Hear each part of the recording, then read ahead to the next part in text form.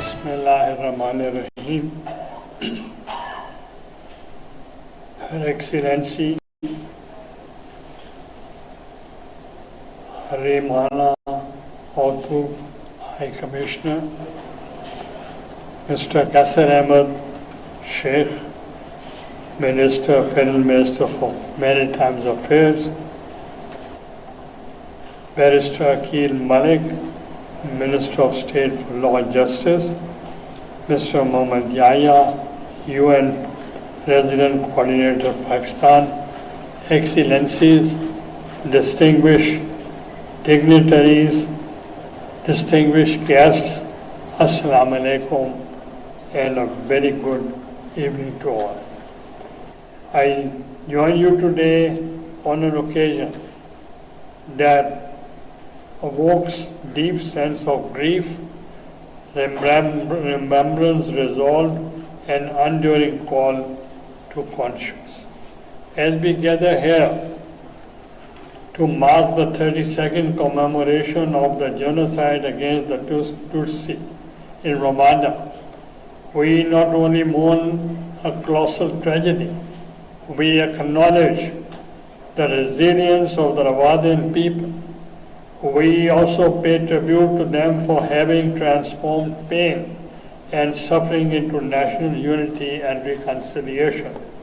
I extend my deepest gratitude to the High Commissioner of Rwanda in Pakistan for convening this important gathering. It is an opportunity not only to remember, but to reflect, to learn, and to renew our shared commitment to humanity. The 1994 Rwandan tragedy stands as one of the darkest chapters in modern history. In a span of just 100 days, over 1 million lives were extinguished, families torn apart, communities shattered, and humanity itself brought into question. The enduring pain of this tragedy resonates deeply with Pakistani nation, rooted deeply in our own independence history. It evokes painful memories, targeted attacks, and brutal massacre of Muslim migrants traveling to the newly independent state of Pakistan.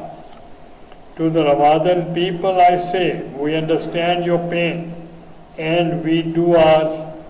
We also share your resolve and courage, persevere, progress, and prosper. Today's remembrance, therefore, is not merely about looking back. It is about shaping future. It is about ensuring the echoes of such atrocities do not find resonance in the present or tomorrow. Throughout my political journey, I have consistently believed and advocated that peace is not passive aspiration, it is an active pursuit. It demands courage, the courage to speak when silence is convenient, the courage to stand for justice when it is difficult, and the courage to defend the dignity of the voiceless. Across different regions of the world today, we continue to witness suffering of innocent people caught in cycles of violence, displacement, and despair. Communities are uprooted, identities are targeted, and fundamental human rights are too often disregarded. While geography may separate these tragedies, their moral implications are universal. They compel us to ask, have we truly learned from the past? Excellencies, ladies and gentlemen, Pakistan has always stood firm in its commitment to peace, justice, and the protection of human dignity. We believe that the rights of the marginalized and oppressed and the voiceless must never be an afterthought. They must be at the very center of our global conscience. Silence in the face of injustice is not neutrality, it is complicity. And justice delayed is justice denied. The lessons of Ramadan remind us that hatred, when left unchecked, can escalate into horrors beyond imagination. But they also remind us that the healing is possible, that the reconciliation is achievable, and that nations can rise stronger when guided by unity and shared purpose.